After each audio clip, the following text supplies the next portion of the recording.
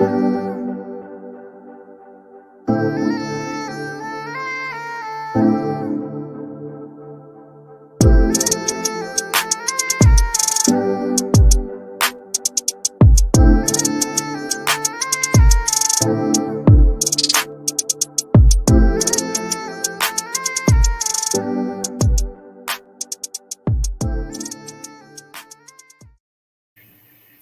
evening. Good evening. Welcome, welcome, welcome, welcome on behalf of Purposed Journey Counseling. Everyone, go ahead and come in. As we're coming in, I want you to go ahead and start sharing this live. We are live. We are here for hashtag from a Christian, hashtag from a therapist, and we with Dr. Ntatu, we are on episode number 5. Five is a number of grace. So we are thankful to be here. And so while we're coming on, let's go ahead and let's go ahead and start to share this live. I'm actually posting this on Instagram as we speak. So welcome, welcome, welcome. Those of you who are joining us, we are here. I am sharing and posting currently. So I ask that you please, please, please, please, please do the same. As we're coming on, good evening. I want to say good evening to you. Welcome. Thank you for joining us. Welcome, welcome, welcome. I'm so looking forward to this evening. This is just definitely a blessing and an awesome opportunity to be able to utilize this platform in this manner. So I am almost done sharing, but I'm going to ask that you please do the same. This is the first time I'm asking. I'll be asking again here shortly. But please join as you're coming in. Please like and also please share. There we go. So we are here. We are here. We are here. We are here. Good evening, sis. Good evening, Sister Marquita. So we're going ahead. We're going to start coming in, and I'm going to just kind of share a few things before we get started. So good evening again. Good evening. Good evening. On behalf of Purpose Journey Counseling, my name is Dr. Ntatu North, and I am the owner and therapist of Purpose Journey Counseling, which is located in Cincinnati, Ohio. We are located in Cincinnati, Ohio. So we are live. It is Sunday, October 2nd, 2022. Sunday. And we are live. We're live on Facebook, YouTube, Twitter. And I just got finished posting the YouTube link for this live broadcast on Instagram. So we are live on all of these social media platforms. And if you're using Instagram or you know someone who has Instagram, they can follow using the YouTube link on Instagram. So please, please, please like, follow, subscribe to our YouTube channel, and also share this conversation this evening. We are going to be dialoguing back and forth. I'm going to actually be asking, not the whole time, but some questions this evening. So your interaction and engagement in the comments section will be greatly, greatly appreciated this evening so that we can converse together. So let us know you're here in the comments section. As I always say, 7 is the number of completion. So please tag 7 people right now. Whatever social media platform you are using, please go ahead in the comments section, tag 7 people, grab something to take notes with and write down some questions. And go ahead. Good evening, Mr. North. Good evening, sir. I wonder where you are right now, probably upstairs. But good evening, sir. So go ahead and tag 7 people. 7 people right now. Grab something to take notes with. Grab something to write with. Good evening, mother. Good evening. Welcome, welcome, welcome. As we're coming in, we are liking, we are following, we're subscribing to YouTube. Even if you're not watching this on YouTube, I still ask that you subscribe on YouTube. It definitely helps with analytics and these broadcasts being more visible and available to people. So that's the reason why I ask you to do that all the time. But I do want to encourage you and invite you to do that this evening. So also, again, we're liking, following, subscribing, we're sharing. And We're tagging 7 people in the comments. We're tagging them and we're grabbing something to take notes with, to write down some questions, or just comments in general. I do encourage you to interact and engage in the comments section. The only caveat I have for that is I just ask that we are all respectful to each other and to ourselves. That's all I ask when we make the comments. So yes, yes, yes, yes, yes. We are here. We are here. We are here. And I am definitely looking forward to this evening. We have our messages during the week, but this show is very, very special to me because we get to come on and talk about real and relevant issues and concerns, and we get more than like 15 minutes. So we get to dialogue together. So before we go in any deeper, before we really, really get started, what I would like to do is to share. I always want to share this information as a mental health provider. It is so, so, so important to just have, to not only have resources, to know what they are and to share them. Sometimes we feel completely unsure about what we can do, how we're supposed to do it, because we just don't know. We don't know that there are resources available. So I always want to share this information for the National Suicide Prevention Hotline. I would advise that you just keep it in your phone. You never know. Just never know when it might be needed, whether it's a personal concern or the concern for someone else. So the number is 1-800-273-8255. Again, that's 1-800-273-8255 for the National Suicide Prevention Hotline. 24/7, you're able to use that information. So I want to go ahead, and I did share what we were going to be talking about this month, but we are here for hashtag from a Christian, hashtag from a therapist, with Dr. Ntatu. This is episode 5. So this is the 5th month that we've been doing this. We're here live the first Sunday of every month at 7 p.m. Eastern Standard Time. This week, or this month, our title is What About the Children? So we're going to be talking about our children this evening. And I would even encourage you, if you're around a child, if you have some children in your home, watch this with them this evening. This is definitely going to be something that we all need to do together. So I'll just go ahead and throw this into the who, what, where, when, why, and how of Purpose Journey Counseling. So I am, again, the owner and therapist of Purpose Journey Counseling, where we provide mental health, predominantly mental health, some substance use disorder, counseling services for children all the way up to adults, everyone, where we are located at 1000 Jefferson Avenue, Cincinnati, Ohio, 45215. When? Monday through Friday. Why? Because we all need each other, and how we provide in-person as well as telehealth services. So the purpose of this show, and the reason why we do this podcast once a month, again, is so that we can get together to discuss relevant issues and concerns that are prevalent from the perspective of a Christian and the perspective of a therapist. So does it mean you have to be a Christian to watch this show? Absolutely not necessarily. However, it is good, at least, because I'm both.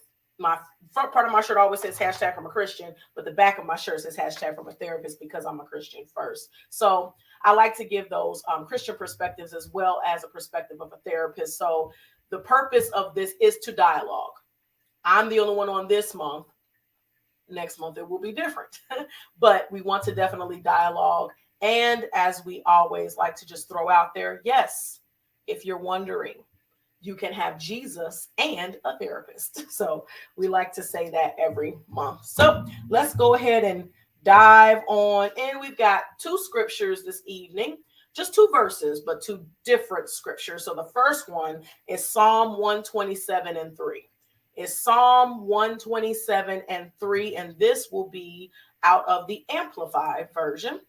Psalm 127:3 out of the Amplified version, and it reads, "Behold, children are a heritage and gift from the Lord, the fruit of the womb a reward." Behold, children are a heritage and gift from the Lord, the fruit of the womb a reward. So that is our first scripture for this evening. And the second one is coming from Proverbs 22 and 6 in the NLT, New Living Translation. Proverbs 22 and 6. Direct your children onto the right path, and when they are older, they will not leave it. Direct your children onto the right path, and when they are older, they will not leave it. So, the first thing that I definitely want to just do right now is to just say a few core statements about our children and the importance of advocating for our children, the importance of understanding the significance and the importance of our children. And when I'm saying our children, I'm talking about pretty much people under the age of 18. Now, obviously, some of us, I even have a grown child who just turned 19 yesterday. He's a grown child, but he's still my child. But to look at this from the perspective of when we're rearing our children as we're raising them, there are 4 critical concepts that I want to start with this evening and that come using these texts. But the first one is children are a gift from God. The second one is children need real love. 3 is children need to be seen and heard. Oh, that might be a new thought. And 4, children need to feel safe. So starting from this first one, children are a gift from God. That is essentially the Psalm 127 text that I just read. They're a gift.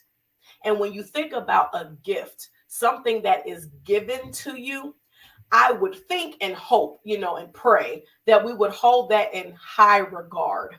If someone takes the time to give you something, hopefully it holds some significance to you because it was a gift. So they're a gift meaning they were given by God. So if we can first recognize that as a critical piece, and we're going to talk more, but I want to kind of explain these 4 different concepts as we go on to talk about different things this evening. But we have to understand that children are a gift. They are a gift. They are special.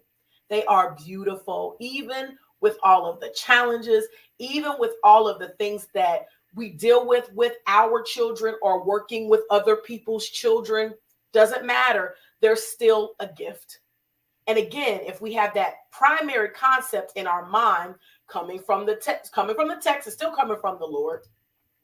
They're a heritage and a gift from the Lord, a reward. So if we can get that concept in our mind, first and foremost, this is going to help guide every other principle. Number 2 is children need real love. That's a deep one right there. And when we think of what love really looks like and what love doesn't look like, children need to be loved authentically. And the interesting thing about it is children will tell you, or they know when they're not. It's so interesting to see it in action when children can say, no, I could tell they really didn't care about me, or I could tell that there was something off about that interaction with that adult, that person. But they need real love. They need to know that they are loved by not just their parents, because let's face it, sometimes the parents aren't even the ones necessarily raising the children, but they need to feel that love wherever they are, whether it's at school, whether it's in church, whatever it is, these social or extracurricular activities, socializing with they need it. They need it. It's not optional. So we're going to talk more about that. Number 3, I have to say this. This is not a popular, well, at least I know it used to not be a popular belief. I'm praying that we start to move towards number 3, that children need to be seen and heard. I know back in the day, I don't know when that stopped. I don't feel like I was told that, and I was born in the 80s. I don't think I was ever told that children could be seen but not heard. I don't think I heard that in my generation particularly. However, I know previous generations that was taught, and that is not true. It is not true. Children need to be heard. They need to be able to have a voice. They need to be able to understand that their voices are important as well. They need us to listen to them, not just to critique, not just to discipline, not just to correct. Those are all things that we do have a task as parents, caregivers, adults, guardians, teacher, whatever your role in a child's life may be. We all have important roles, but they need to be heard. They need to be able to speak. So we're going to talk about that, but that's number 3. And 4, children need to feel safe. And it's difficult. And I know just a little over a week ago, we went live to talk about a situation specifically that happened at a school in Cincinnati. And apparently this happened at more than one school, with hoaxes, with saying that there was an active shooter. That's just an example. Like at school, that's important too. That safety is important too. But they also need to feel safe at home. They need to be able to feel, we need to be able to create that security for our children, and not just physical security, but emotional security. That we actually care about how they feel, that it's okay for them to talk about it, or it's okay that if they're having a bad day, that doesn't mean that they're going to get cussed out. Let's be real. They're going to get cussed out because they're struggling today. Maybe they had a bad day at school, but a lot of times there's something else going on, and that's the reason why it happened. So these are the 4 critical concepts that we want to address this evening. We're going to talk about a variety of different things, but first and foremost, children are a gift from God. Children need real, authentic love. Children need to be seen and heard, and children need to feel safe. 4 concepts. We're going to start there. Definitely going to start there. So in that vein, as we're thinking about those 4 concepts, adults have an important and special role to play in the lives of these children. Like I was saying, it does not matter if you are the biological parent, if you're the grandparent, the auntie, the uncle, the cousin, the teacher, the bus driver, the lunch lady, or the lunch man, whoever you are, the Sunday school teacher, the pastor, it doesn't matter. If you're an adult and you're coming in contact with children, whether they live with you or they don't, whether your interaction is very minimal or your interaction is large, really, even those of you who may not be around children that much, you may have a very, very small encounters with children. Even those small moments that may not seem that significant are important. It's interesting because when you talk to children, if a lot of times they might not remember your name, depending on your role, depending on what, like how you play in their lives, they may not remember your name. They may not remember exactly, if you were a teacher and maybe they're, an adult now, they may not remember what the first grade teacher's name was, but they remember if they felt respected. They remember if they felt like the teacher liked them, or they remember if they felt like the teacher was nice. Now, I tend to remember a lot of my teachers' names because they were very significant in my life, but a lot of times children, they will just look at it just from the perspective of, how did I feel when I was with that person? How did that adult make me feel? Did they make me feel important? Did they make me feel loved? Did they make me feel like they actually cared about me? Good evening, Mrs. Shirley. Good evening. Thank you so much for joining us. So adults, we have the ability to do a lot of good as well as a lot of bad when it comes to our children. We need to be cautious about the tone we set for our children. We have the ability to set the tone for their day. So I want to speak to parents, caregivers, guardians, those of you who have kids living in your house first. How do you send them off to school? For those of you who have children who actually go to a physical school, are we yelling at them on the way out the door or on the way out the car if we're dropping them off? Let's be real. Are we cussing at them because they overslept and they didn't do what they were supposed to do? They missed their homework. They forgot something. Are we cussing at them? Are we calm? Do we present and give them a sense of calm as they're leaving us for the day? Are we praying over our children? Whether we're praying actually with them or just over them, as maybe they get on that bus, we just stretch our hand towards them and just speak a word over them quickly. It doesn't matter how what that exactly that looks like. We have to think about that. Sometimes we say it all the time. It's not in what you say, it's how you say it. With children, it's both, really, and really with everybody, it's both. But it's really though that tone, the tone of the day. How are we starting them off for the day? And yes, I'm a parent and I understand 1000% what it's like when you get trying to get them up in the morning. You got to be at work. You have things to do as well. And they're not listening. They're not getting up. They don't want to wear the uniform that you picked out for them. Maybe that's just my girls, but that's how they are. Sometimes it is a challenge, but I have to be very cautious about how I'm addressing that, even in my own personal frustration. Because if I'm yelling at them the whole time they're getting ready that morning, and then I'm taking them to school and I'm dropping them off and I'm yelling at them on the way out the door of my car, and then I get a call from the teacher a couple of hours later, and now I'm mad at them again, I might need to think about that. And it's not so much that I need to 100% take the blame, but it might have been something that I said that morning that set the tone for them, that actually put them in a space that wasn't good for them that day. So we have to think about that. And all throughout the day as well. If they're in school, if they're doing whatever it is, extracurricular activities, all of those things, we have to be cautious as adults as to how we are setting the tone.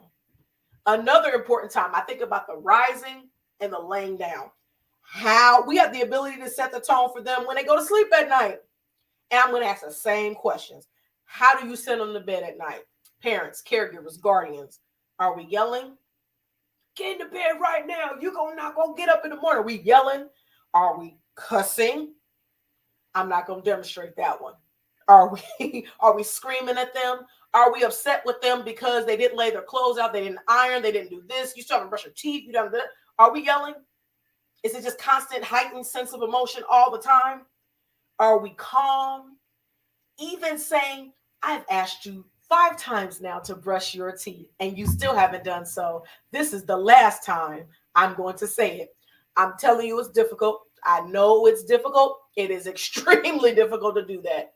But I had to learn that. And I know my mother, who is watching, told me that. She said, if they're here, you can't meet them here. They're not listening to you. Yelling at them is not going to help. You got to bring it down. It's very difficult sometimes. And I'm not going to say I do it all the time because I don't. However, I have to be very cautious about that because that's setting the tone for them going to sleep. And now they're going to sleep mad because the last thing I said to them before they went to bed was, shut up and turn that TV off. It matters. It sets the tone for them.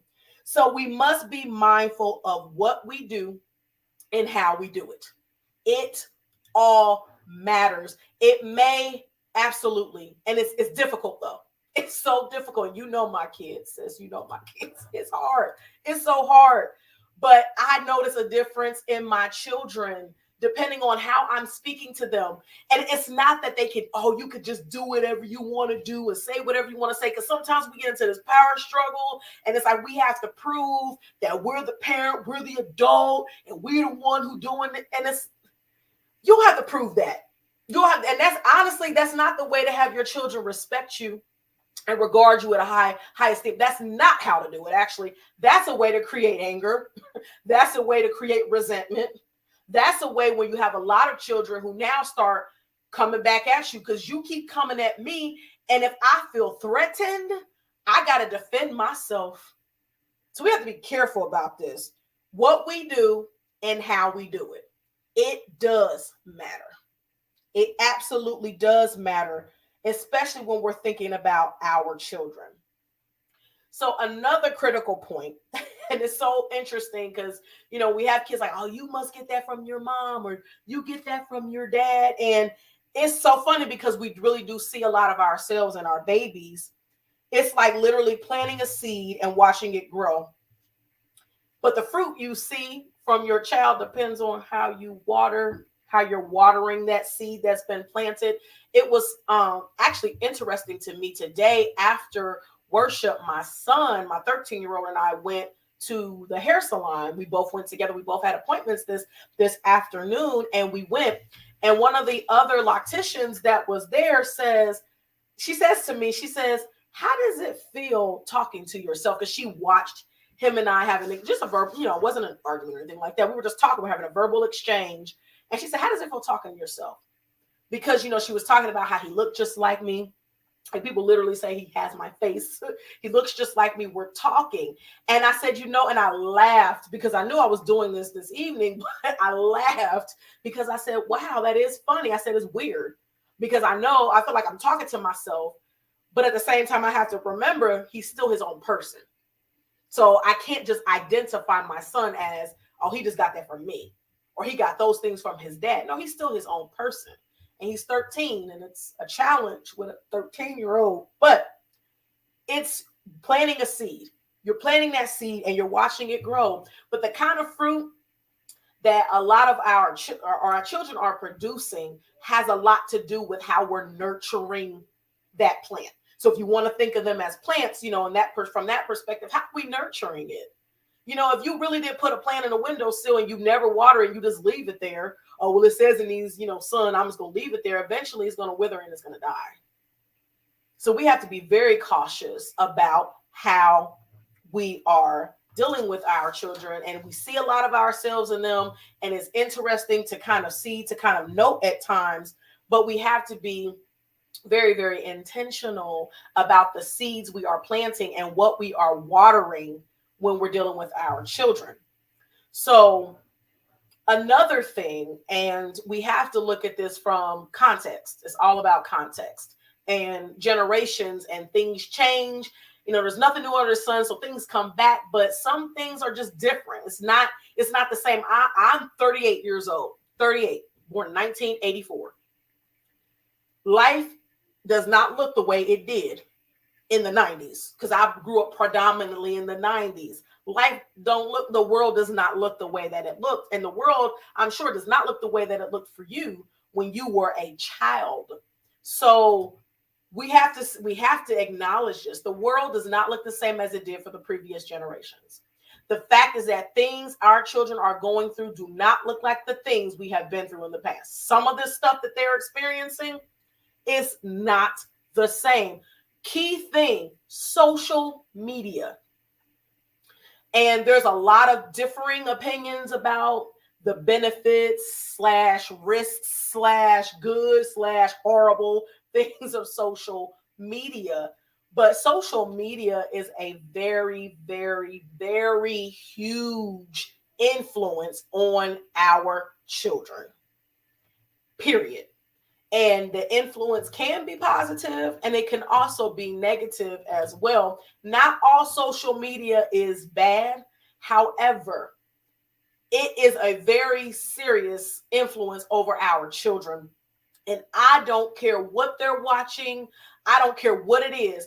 We've got to be louder than what they're watching on YouTube, TikTok, Snap, or how they're communicating on Snapchat, all these different platforms, Discord. I hear of all these different platforms. I have some of them, I don't even know what they look like, but we have to be louder than that. We have to have more of a presence in our lives than people we don't know. And I'm not saying that all of this is negative. I mean, we're on social media right now. We're using social media for something positive. Nonetheless, no matter how much we're screening what they're watching, parental controls, random phone checks to see what they're doing, who are they talking to, what type of sites are they frequenting, all of those things are important. They absolutely are important. However, we have to make sure that we're doing the raising, we're doing the rearing, that these concepts and these values and these morals that our children are developing are coming from us. And again, that's assuming that we got the right values and morals. Sorry, tickle in my throat. Let's talk about that. So I have some questions that we're going to dialogue please use the comment section. Whatever platform you're on, doesn't matter, to kind of throw it out there. First thing I want to ask is, what do you think, or what do we think has contributed to the changes and what our kids face versus what we have faced in our lives? What do we think some of the challenges are? Or changes, I'm sorry, changes. What has contributed to the changes that and what our kids are facing versus what we are facing, or what we faced in our lives? What do you think has contributed? Why is it so different? Basically, why is it so different now to parent than it was before? What has contributed to the changes, and what our kids face now versus what we faced when we were children? So go ahead and throw it out there. Let's dialogue about this. What do we think has contributed to the changes in what our kids face versus what we faced in our lives when we were children? And just to kind of throw it out there, and I'm still watching the comments section, I would say one of the biggest contributors to change is time, because times have changed. Access to things has changed. Mindsets have changed. A lot of things have changed. Just the structure of society has changed in a lot of ways. And the things that our children are having to deal with as a result of those changes definitely plays an integral role in what we're seeing in them today. Let's see. The lack of parental accountability, more kids raising themselves. Hello, thank you. Absolutely. That's a big one.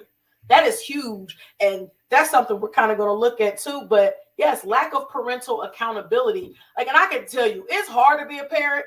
And sometimes it's even hard when another adult has to come and tell you something that your kid did. However, it's necessary. And it's so funny because, Londa, we go to church together. We just had this conversation earlier about our children's church, or we call it Promise Kids, but basically had to ask me and another friend, how are our kids today? We asked, what do they do? Because we wanted to know. We really wanted to know, so that if it was not what it should have been, which some of it was not, then it had to be addressed. And kids raising themselves, which is interesting in itself because it happens all the time. Kids are a lot of times becoming responsible for things that they should not be responsible for because they don't have the tools to be able to do that. They need guidance. And that's why it's important to note the type of guidance that they're even getting, which is definitely critical. So just keep throwing it in there. What are some things that you think have contributed to the changes in what our kids face versus what we have faced as children? What are some of those things that contribute to those changes? So the next question, you can still throw that out there. The next one is, why do you think we struggle so hard to set up our children for success? Why do you think we struggle so hard to set up our children for success? What are the boundaries? What are the issues? I'm sorry, the barriers. What are the barriers? What are the barriers to why we're not setting up our children for success? And some of this, I would say, goes back to that erroneous teaching that we've had, our different generations. You know, sometimes we want to talk about the good old days, and we want to say that, oh, things were so much better when we were younger. And it was just so funny because I know God is so intentional. In the salon today, like people, and I wasn't even involved in the conversation. I was not talking. I was working on this. I was getting all my banners together. And like one of the guys said something that was very profound. He said, the reason why a lot of our children aren't doing what they're supposed to do is because we didn't really teach them the right way. We didn't teach them how to do these things. Some of us were taught survival instead of how to thrive. That's good, sis. That's real good. Very true. Because again, we got to go back to context. Context. If you had to be taught how to survive versus how to thrive, if that was your context, then of course your experience and the information that you have is going to be different because that's your context. That's in, the context from which you were raised. And those are the things you were taught. That's really good. Definitely really good. So there's definitely a lot of things that we have to think about in terms of barriers. But yes, a lot of us, we can't teach what we haven't been taught. I can't tell you what I don't know. And if I don't know, I can't give you that knowledge. I can't give you that understanding. I can't teach my children lessons that I don't know. Or in a lot, they say experience is the best teacher. But yes, if my experience has been limited to this box, then anything outside of that box, I don't have that information. So, next question though, you can keep throwing stuff in the comments section. How do we get back on track, or back on track if we were ever on track? What's the disconnect? So how can we get back on track with this, or on track?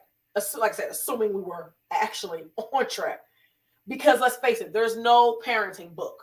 There is no book that's going to tell you at this age you do this, then you do that, and when you do that, they're going to do that, and you're going to do this, and you're going to do that. We can't. It just doesn't happen that way.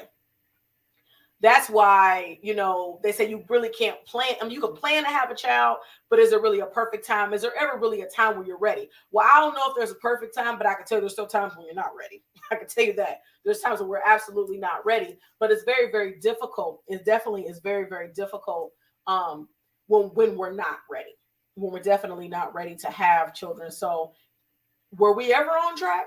Were we ever doing the right thing? Were we?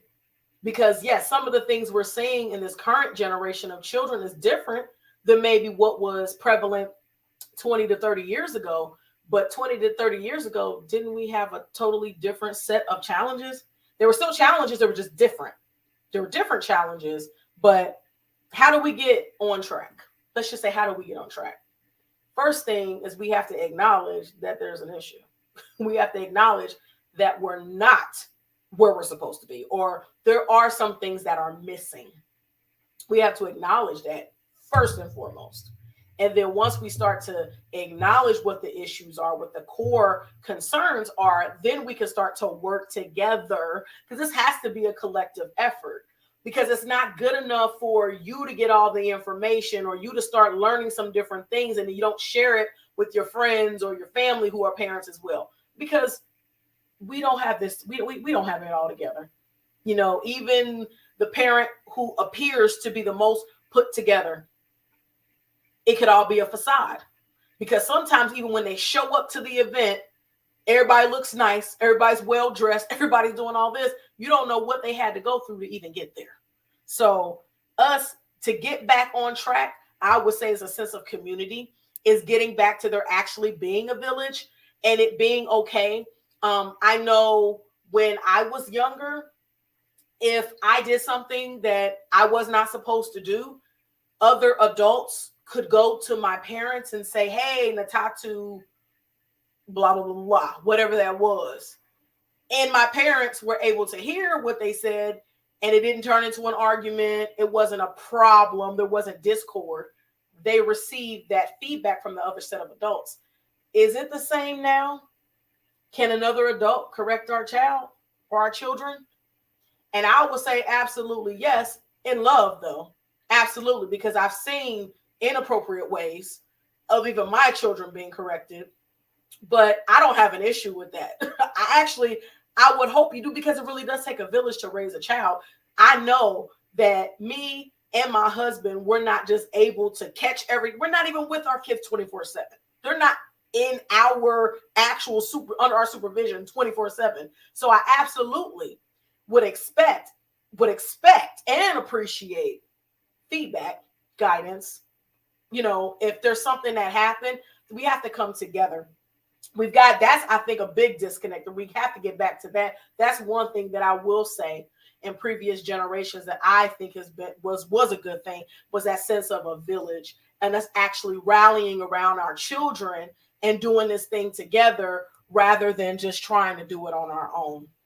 So it does have a lot to do with how we were raised, the different situations and things that we've experienced as young people, and just in our lives, and how we deal with our children. Be willing to learn and understand what works for your child rather than cookie cutter parenting strategies. Absolutely, because all children are different. So, and like I said, what works for your child, because you may have multiple children. And what works for this child doesn't even work for that child. How you discipline this child, you can't discipline that child the same way sometimes because they don't even receive that discipline or the correction the same way. That is very, very important. There can't be a cookie cutter parenting strategy, which is probably why there's actually no books, because there shouldn't be, because you can't. I mean, not for cookie cutter stuff, but that's definitely important. It's a lack of communication and relationship between the parent and their child, letting them talk so you can see where they are, so you can help them instead of pushing, uplift, and encourage. Thank you so much for saying that because we getting there. We getting there. But yes, that goes back to the whole thing about children need to be seen and heard.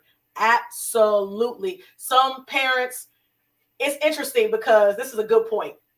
Because, like I was talking about earlier, the child goes to school and gets in trouble. The teacher calls and you're mad because you don't understand, blah, blah, blah, blah. And then you have a parent teacher conference, or because you keep getting called every other Wednesday, let's just say. And you go in and you sit down and you talk, and then the child starts telling you something that's bothering them.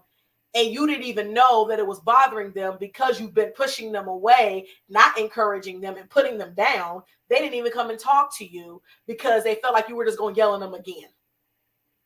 That's why children need to be seen and heard, so you can communicate. Absolutely. Absolutely, sis. Thank you for that.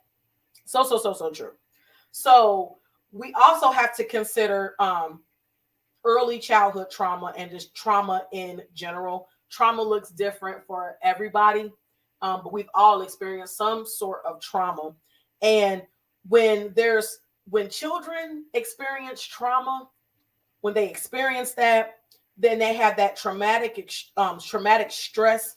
A lot of times that results from trauma, those different things that occur in their childhood, we see that more than we think. We definitely do. And that's why it's very important. And I know I've been guilty of it too, when at least I'm talking about my own kids sometimes, but to not call children bad. I know that's one thing that my parents used to tell me, like, you're not bad, you just made a bad decision. Like, they were very, very cautious, again, about the language that they use when they would speak about our behaviors or different things like that. We can't call, children are not bad. They're not, I don't care what, they're not bad. They've been through something. If we can change the lens from which we look at and speak about our children, that's important as well. Because if you keep calling your boy, your son, your daughter, you keep calling them bad, keep telling them that they're bad, and they're going to keep acting up because you spoken that over your child. You keep speaking it over them, they're going to act the way you speak, because words have power. That's why I said before, we have to be careful about what we do and how we do it. There's a way to correct. There's a way to discipline. I don't care how mad they make you, or you get, can it make you mad, how upset you get as a result of a decision that they made, something that they said, things like that being called. I know I don't want to get a phone call home either. I don't even want another adult in any setting to have to come to me and say, hey, Ntatu, so-and-so did this, to where now I have to pull them to the side and now I got to have a conversation, or I got to, discipline my child in some way. However, it's still important for me to be mindful, for us adults caring for children, whatever it is, whatever capacity, it's important for us to be careful what we say and how we speak about our children. Even if we're on the phone talking to somebody else about something they've done, you better believe that they're probably listening to that conversation. That's another part of it. Sometimes we fail to realize that they actually hear those things. They hear those conversations. And to me, that's trauma. If I keep hearing my parent, my caregiver, my guardian, or adults in my life calling me bad, or saying, that I'm not going to be nothing, because that's still stuff that people say, well, I'll be surprised if they turn out to do anything because they just da da da da. If we keep speaking these things over our children, that's trauma too.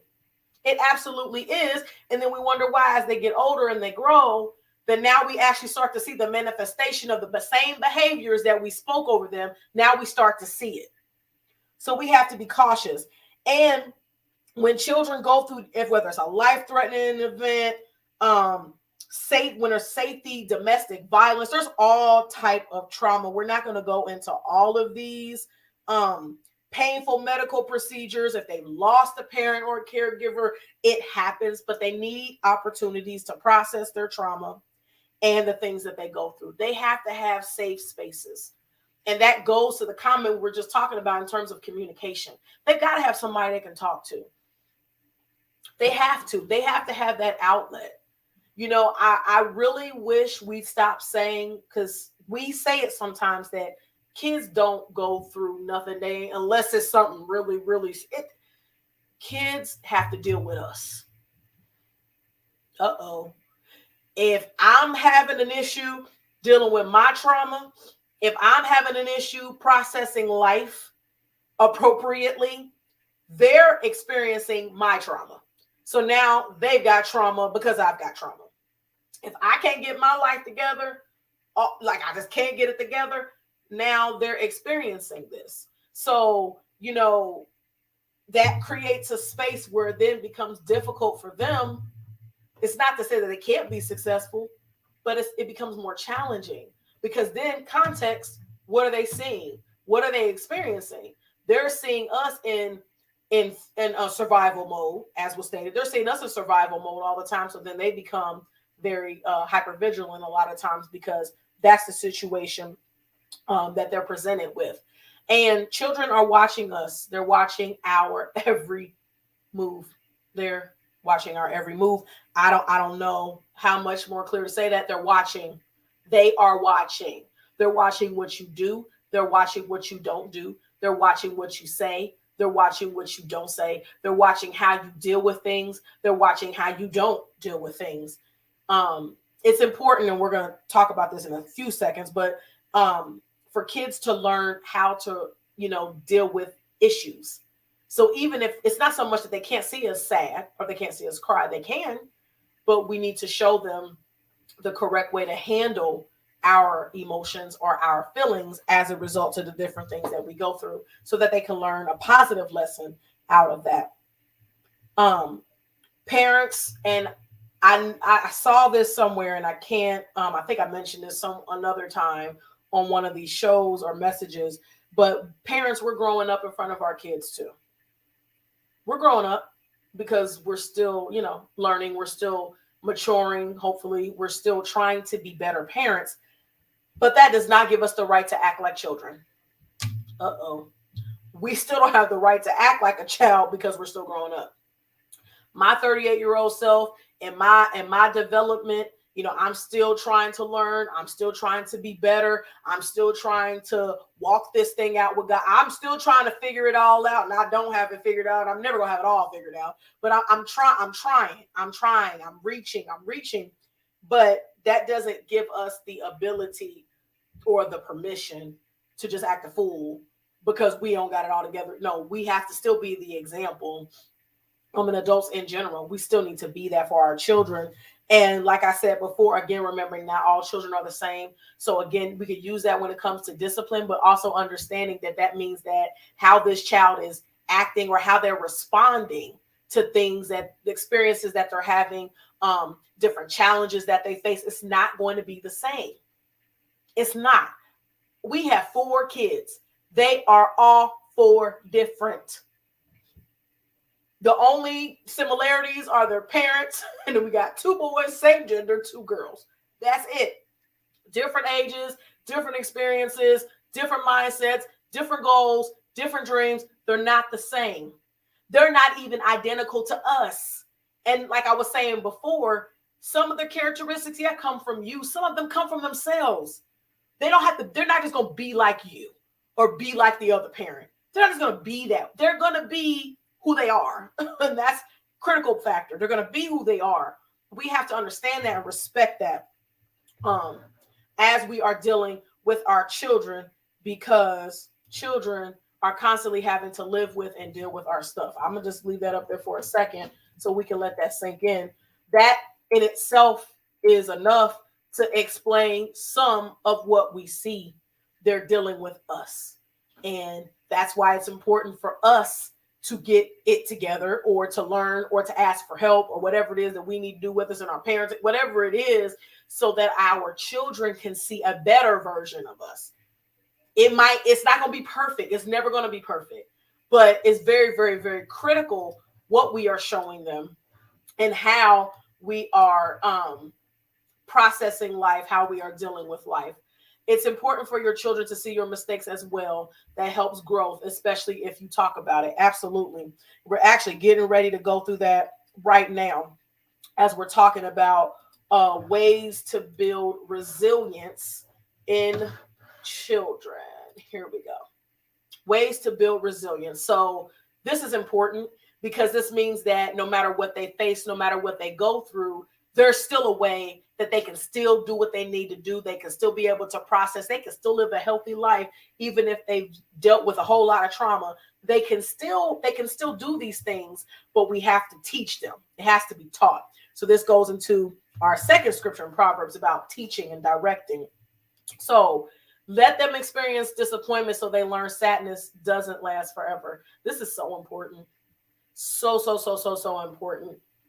They have to learn what it's like to be disappointed. I know we don't want our children to be disappointed. We sometimes we just want to say yes to everything just because that's really not helping them either. But we have to let them experience it so they can experience what disappointment feels like. And then the sadness that a lot of times comes from disappointment. But then they're learning, like, you know what? I was sad for a while, but then I talked to mom about this and then I felt better. Or then I went and played with my friend outside in the backyard and then I kind of almost forgot about it. I was still a little sad, but I felt better. They have to have these experiences so they can learn from them. It's not to disappoint them intentionally to hurt them, but no, it's so that they can actually learn from their experiences. Another way to build resilience in children is to validate their fears and help them make plans to do things even if they're scared. I've had to be checked on this one again by my mother. Thank God for my mother, because sometimes my fears and my anxieties, I want to put it on them, not intentionally, but I do it. Oh, they're not going to want to do that. Oh, no, she's not going to want to learn how to do it. Oh, no, she's not going to want to. No, because my own fear, my own anxiety, I'm projecting it onto them. So I need to help them actually. This is going to help me too to kind of conquer some of those fears. Of course, within reason. We're not talking about doing stuff that's not safe or stuff they should not be doing, but validate it. Oh, I understand this makes you scared. I understand that you might be scared to ride the bus for the first time. This might make you a little nervous. Hey, guess what? Mommy's a little bit nervous too, or daddy's a little bit nervous, or auntie's a little bit nervous too. But you know what? You're going to get on that bus and you're going to be able to sit in that seat and you're going to just enjoy looking out that window, and you just kind of paint that picture to help them navigate the fear that they might be feeling in that moment. The next one is let them take reasonable risks and experience natural consequences. This one is difficult. It's difficult, especially as they get older, to say, okay, yeah, you can go to the mall with your friends. If there's any mall, I don't know, Cincinnati, I guess there's Kenwood. Sorry, I'm a little salty about Tri-County because I live closer to that. It doesn't exist anymore. But anywho, let them take risks and experience natural consequences for that. That's a part of learning. That's a part of growth. That's a part of normal development. And we want our children to be able to develop and to learn and to grow. So we've got to let them do these things. It's hard for us as parents as well, but it's very, very important for them to learn how to do it.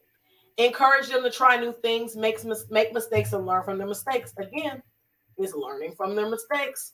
Trying new things. It might be trying to play that new instrument or doing some different club or extracurricular activity. Learning or allowing them to go ahead and make some mistakes. Sometimes we like, you probably shouldn't date that person or date whatever that means, depending on how they are. Oh, okay, well, we're going to go ahead and let you, make that decision. You're 16 now, so now you're quote unquote old enough to date. Go ahead and let you do that within reason. Within reason. Again, always within reason. Definitely need to do that. Well, that's why trusting God is so important. Absolutely, because I know I can't do it on my own, so I don't even try. I don't even waste my time trying to do that. But in the next one for building resilience, Give them opportunities to make their own decisions and help them problem solve. This is so huge. This is huge, okay? And this is hard. To let your child make a decision. Teach them how to problem solve. Teach them how to weigh the pros and the cons. That's hard because, again, sometimes it's about power. We want to be in control. This is my kid. I'm going to tell them what to do. I'm going to make them figure it out. No, sometimes they need to be able to figure it out themselves. Age appropriate. I wouldn't let a 5-year-old necessarily, well, I guess you could let them, pick out how they're going to find out what outfit they want to wear. I mean, maybe that's a small one, but yes, they need to be able to do these things. How are they going to learn how to make decisions? Well, my mom or my dad or my grandma always told me what to do, so I don't really know. They don't learn how to think. They don't learn how to problem solve. They don't learn how to do those things if we're always doing it for them. Remember, we're talking about little people who one day prayerfully will be big people. If they don't have the foundation as children, how are they going to do it when they get grown? How are they going to do it? Know that our children will make mistakes, but give them grace. Yes, we need it. They need it too. Grace, grace, grace, grace, grace. It's hard. I'm speaking from experience. It's difficult. It definitely is, but it is important. That's how they learn. That's how they learn. Tell stories of how people who faced hard times persisted and grew stronger as a result. This is so critical, again, because this is teaching them how in challenges you can still be triumphant, how you can have different situations, but it can still work out. Again, teachable moments. What did the text say? We're teaching, we're directing. It's not all correction. Being a parent or being a caregiver, a teacher, whatever, it's not all discipline. It's not all correction. It's also teaching.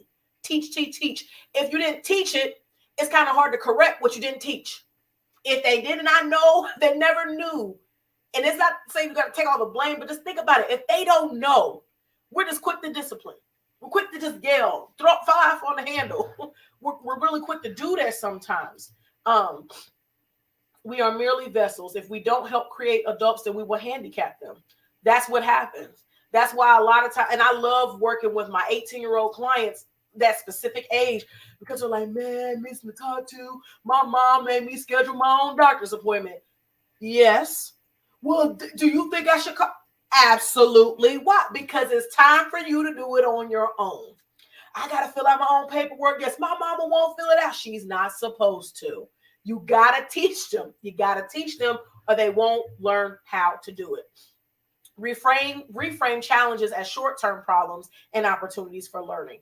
Again, we're creating resilience. We're talking about problems. We're saying, this is not going to always be this way. We're teaching them, we got to go through this right now. But what can we learn from this situation instead of sitting and wallowing in despair about something that may not be going right? We have to let them see that they can learn from this situation.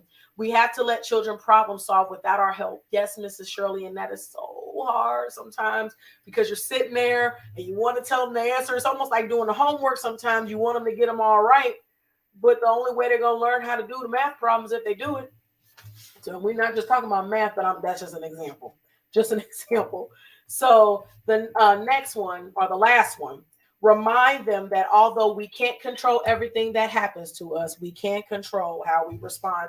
That has been one of the number one lessons that I have been working on with my 13-year-old. I have to tell him this constantly because he's dealing with teenagers. He's dealing with adolescents. He's dealing with middle school children who they're middle school children and they're dealing with their stuff that they deal with developmentally in that age group. But helping him to understand. And once I could see the wheels were turning when we first started talking about it, but he didn't get it at first. He didn't get it because he was reacting. He was reacting to everything. And now I've noticed a shift in him because now he's like, you know what? That's their problem. They got an issue with me and I ain't doing nothing. That's their problem. But I'm in control of how I respond to that. I'm in control of that.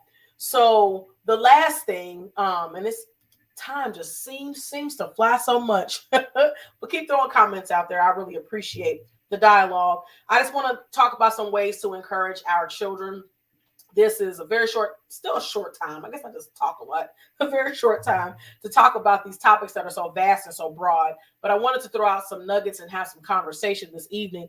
But ways to encourage our children. They need our encouragement. They need our encouragement. They need our encouragement. They need it. They need it. They need it. They're dealing with their own sets of problems, their own sets of issues. They need it. First one, be real with them. Be mindful of their development. However, do not lie to them. We don't lie. Just don't. Developmentally, yes, we have to be cautious. And it's not just their chronological age. It's development. It's where are they in their development? If I say this, how are they probably going to respond to that? Do I need to change the way that I'm expressing this or the way I'm explaining this in a way that developmentally they can handle? Even if it's difficult, they can still handle it and we can process it together. Be real with them though. Don't try to put on a facade. Don't be fake, because kids know when you're faking anyway. They already know. They know. They know so much. They really do know. And I'm going to leave that comment. I'm going to leave that because that's going to be another point. The last one that we have. So I'm going to leave. Mom, I saw your comment. I'm going to leave that for last. But we need to be real. We need to be real with them. They need to really see it. They need to know. They need to see it. Being mindful of their development, being appropriate. However, we cannot lie to them. We need to be honest. If we want them to be honest with us, we need to be honest with them. Bottom line. I got to throw this up there. College or trade, it is never too early to start talking to your kids about college or developing or learning a trade. Education is so important. They need to get through graduating from high school. Absolutely. But you need to give them the option to choose, but teach them that they need to choose, as well as the importance of this choice. They need to be talking about this at a very, very early age. Very, very early age. Is not too early to plant that seed. And I'm going to say this, especially in the African-American community, especially for our African-American boys, they need to know about this early. This is something erroneous teaching. They should not be in 12th grade just being told, oh, you need to think about your future. No, they need to be thinking about it early. They need to be thinking about this early. They really do. We need to be telling them this early. So this is how we can encourage them to say, you know what, after you get out of this grade school, then you're going to live your life, Lord willing. Then you got life to live. So it's important for you to go ahead and start to think about these things. Now, you don't have to have it all figured out. You really don't have to have it all figured out once you graduate. You need to have a plan, though. You need to have, if you're going to college, you need to have a major. And if you're going to trade school, you need to pick a trade. It may not stay what it is when you first finish, but you at least need to be thinking about those things. The next one, let them learn how to be an individual. But this does not mean there's no accountability. You're still the parent. Let them be who they are. We need to be or learn to develop their individuality, develop their own personalities. Yes, we are holding them accountable. Yes, we are teaching them responsibility. Absolutely. We're teaching them values. We're teaching them morals. You're still the parent, the caregiver. You're still that, but you have to learn how to let them grow into becoming their own person. Don't try to make them you. They can look just like you all day long. Like I said, my son literally has my face, but he's not me. He's himself.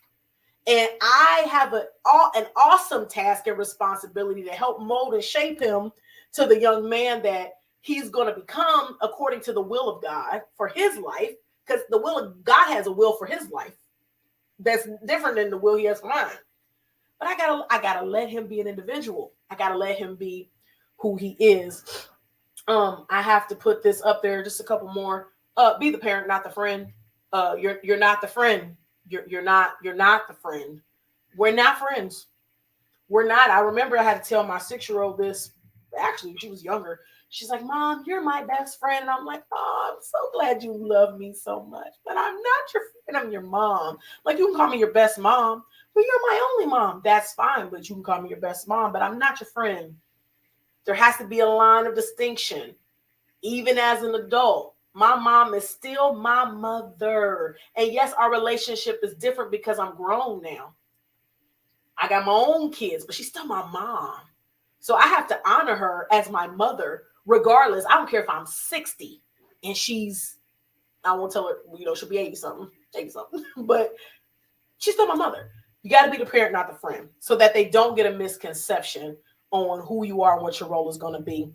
And then this last one, which I'm going to put the comments, Mom, that you put up there, be mindful of the words we speak to them.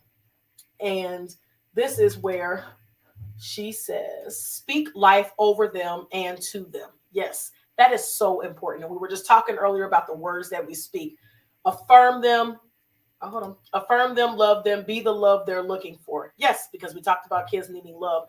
If we would understand and realize the little words, the nuggets, the little sprinkle of whatever we put, or we actually or we sprinkle, or have that impact over a child's life. If we could really realize the maximum, it's not a minimum, the maximum impact that we really have over a child, you never know. Sometimes kids, they go to school, they just dealt with a whole bunch of mess, and then they get in school and a teacher gives them a hug, and that just makes their day. Sometimes just telling a child that you're proud of them. Sometimes just telling a child that you love them, that you care about them, that you see them trying.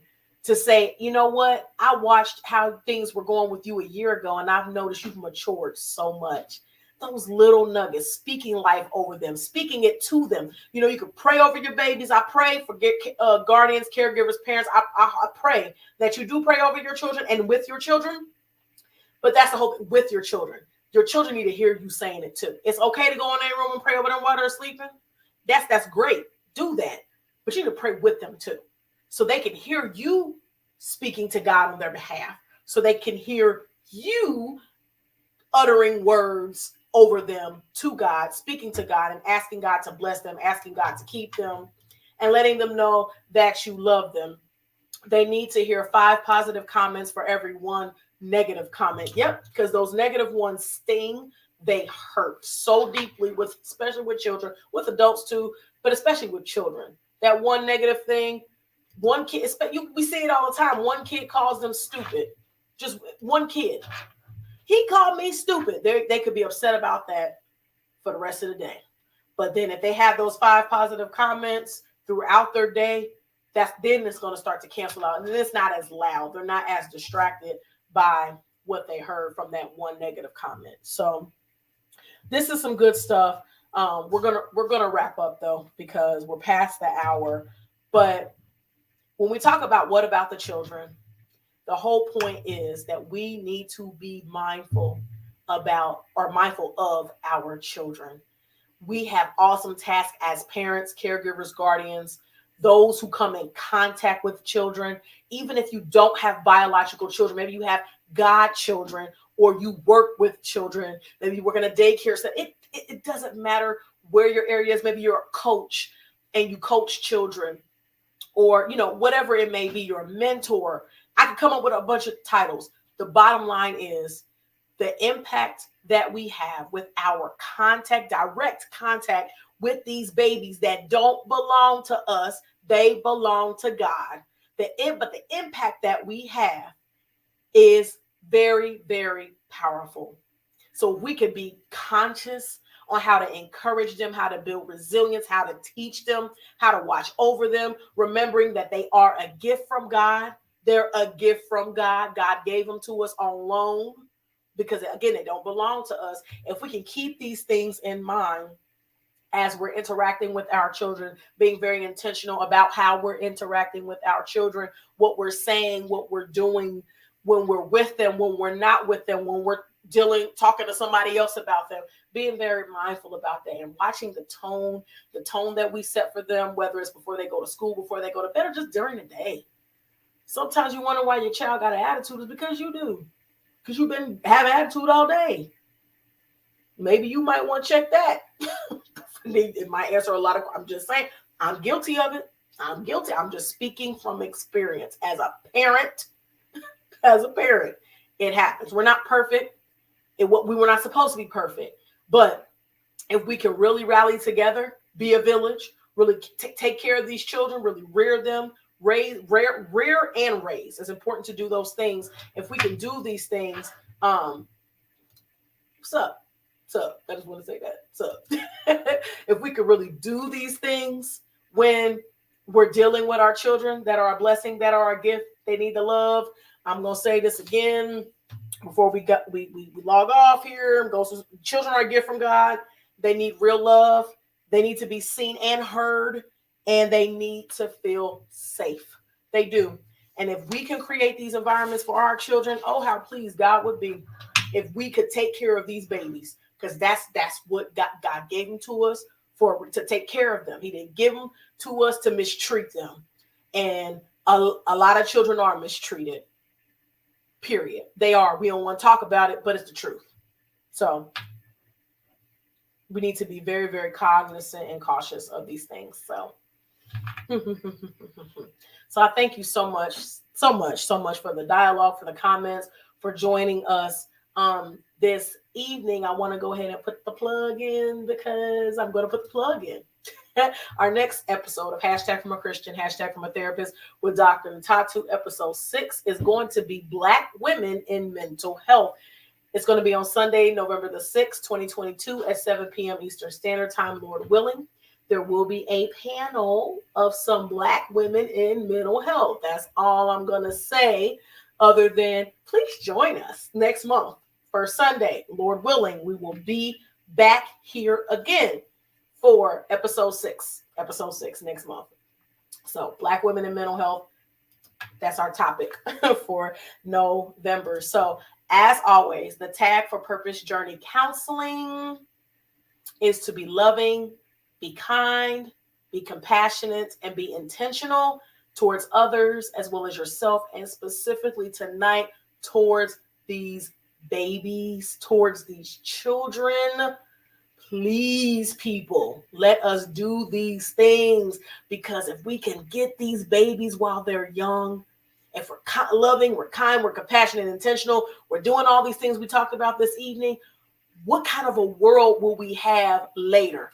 When we're getting older, when we're aging, when we're doing those things, imagine what life, the world would actually look like if we could get these babies now on the right track. Then we really wouldn't have anything to worry about, because they'd be doing what they're supposed to be doing as adults. And then as they grow and they have the skills, and then if they have children or they touch the lives of children, then they're going to do that to their children. And then, it gets passed down from generation to generation. So everything we do matters. Everything matters. So that's my prayer for this evening. So again, we thank you so much for joining us. We thank you so much for your continued support. It's not too late to like, follow, subscribe, and share. If you didn't share it when you came on, if you didn't tag anybody, you still can, so that they can watch it later.